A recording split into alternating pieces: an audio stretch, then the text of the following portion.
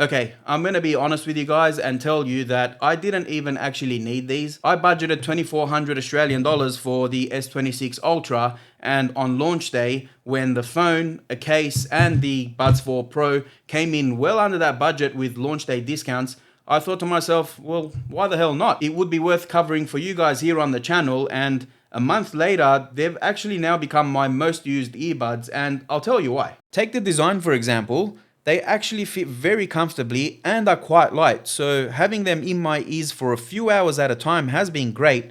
There's been no pain or any fatigue. I did have to swap over to the small ear tips though for a better fit, and for the most part, it is stable, especially when I'm working. If I'm eating while watching something, the repeated jaw movement eventually pops out at least the left earbud, and couple that with earwax buildup, it happens more often, but I think that's a bit more of a personal issue as it happens with all the earbuds that I've tested. The app itself does also have a fitment check, which is pretty handy to make sure that you've got the best seal with the fitment. Now the design and the quality of the build is actually great though. They switched up the bud design to a polished flat blade look, which I personally think is very sleek and adds to the premium look. The case though is a bit on the chunkier side with the design, and I guess a part of that is to fit the wireless charging tech, but if you're wearing a pair of jeans and you've got this in your pocket, it is going to bulge up against your leg. Otherwise, it's not too much of a concern, I guess. I did pop it into the same pocket once as my car keys, and the case body now does have a small scratch on it, which I'll be honest, I am kind of upset about. The earbuds themselves though have been fine. There's been no noticeable marks or scratches, so that's a win. Anyway, getting to one of the main points with the Buds 4 Pro, and that's the ANC performance. In case you didn't know,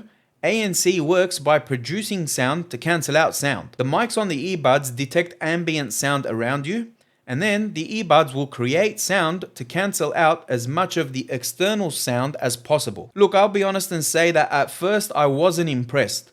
At $249 US and $399 Australian, I expected more, especially after seeing a lot of other creators rave on about how good they perform, and some go as far as to say they're better than AirPods. However, I put it to the test at a local cafe against a pair of my budget Sony WF-C710Ns and a set of Soundpeats Air 5 Pros, which are both sub $100 earbuds, and thankfully it did outperform them both, but it is marginal. Look, it cancelled out a lot of the chatter that you would hear at a cafe, like a lot of the background noise, a lot of the music that was playing, the coffee machine going off in the distance, and yeah, just general ambient sounds that you would hear. But being seated near the kitchen, I could still hear a lot of the sharp clatter from the cookware and everything coming through. When comparing that to the Sonys, like right there in that moment, there was also someone nearby at a different table talking on a mobile phone, and there was a lot more of that person's conversation coming through.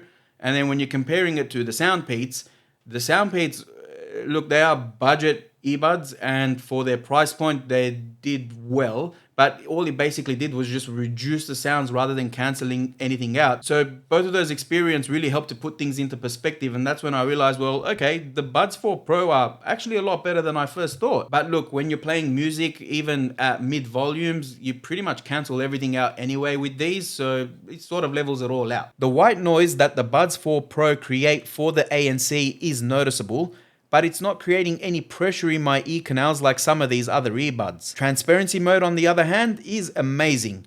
It's not creating any overly processed digital audio sounds or anything like that. It sounds completely natural, and it's also got controllable levels too. A bug that I did notice though, and it happened once and it was recent, when activating transparency mode, it seems like the left earbud was not fully disengaging ANC and activating transparency, which was noticeable. However, after putting them back in their case and removing it and trying it again, it was fine, and it hasn't happened since. As far as sound quality goes, right out of the box, these are actually pretty punchy with bass. I tested The Weeknd's Blinding Lights song, and it sounded rich and exciting, and genuinely, it sounded a lot better than my other earbuds. After a while, I went into the Buds EQ settings and I played around with that for a little bit.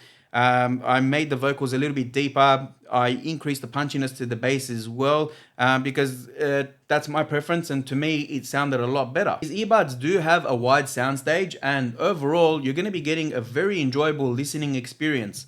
And look, I'm not some kind of an audio expert, so I'm not going to pretend like I am.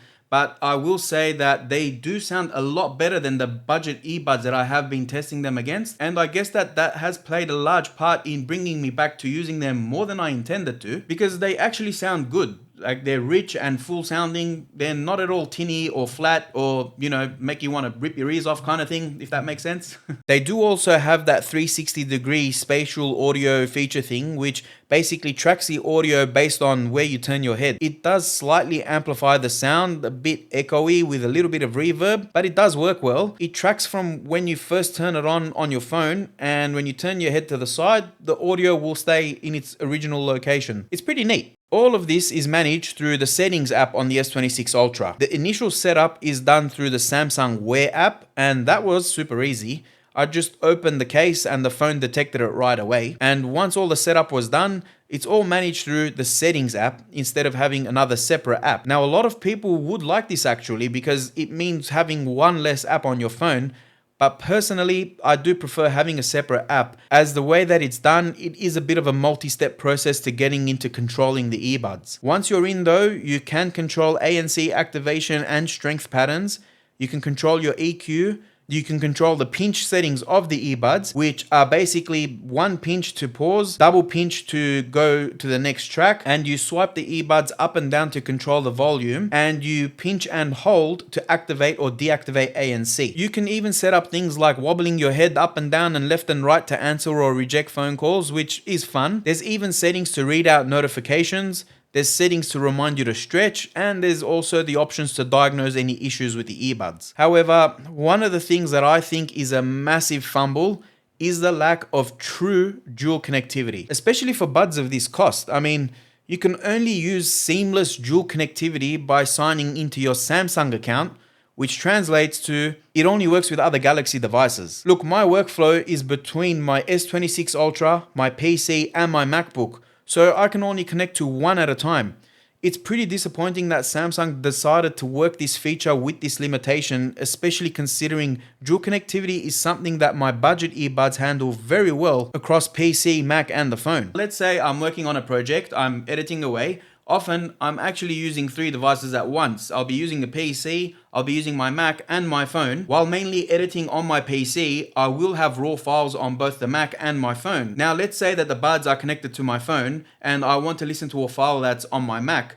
I'll need to manually go into Bluetooth settings on the Mac and select the earbuds, listen to what I need to listen to, and then if I find that I need to then listen to a file on the phone, I'd have to do the same thing back into the phone settings again by going into the Bluetooth settings and selecting the earbuds again. It might not sound like it's a big deal, but it does interrupt my workflow every time I need to stop and muck around with settings. As far as call quality and the mics go, I've been told that you can tell that you're not speaking into the phone anymore and that my voice sounds a little bit further away. And while it still sounds deep and clear, it doesn't sound as deep as having your phone up close to your actual mouth. This was actually surprising because, again, you've got a premium product at a premium price point and you've got mics all over the earbuds.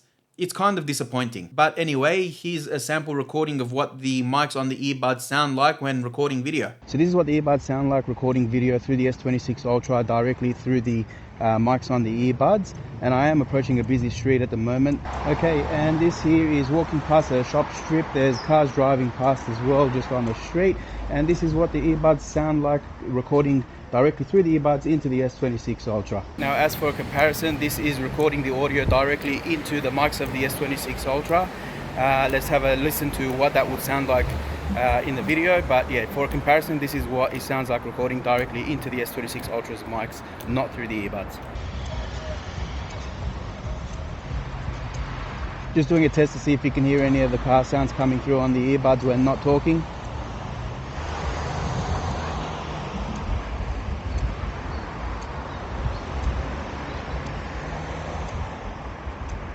That's what that sounds like.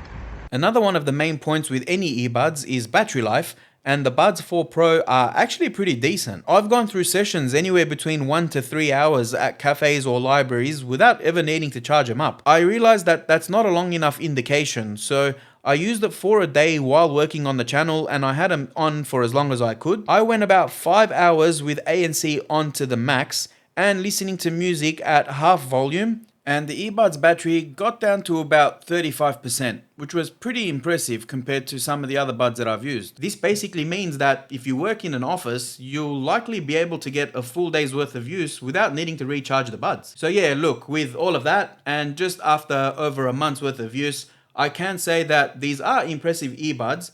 They do seamlessly integrate with the S26 Ultra, and the ANC is a lot better than what I first thought with extended use and comparisons. Look, if your number one priority is absolutely blocking everything out and you don't want to hear a sound, you're probably going to want to consider over-ear headphones so that you can get a proper seal over your entire ear. But if you want great sound, great design, and great battery life, I think that these are definitely worth the pickup. Anyways, guys, that's it for this one. As always, if you do have any questions, leave them all in the comments below and I'll do my best to help answer them. If you did enjoy the video, leave a like to let me know and consider subscribing to the channel to join our growing community on our road to 5K. Thanks again for watching, guys, and I'll see you next week.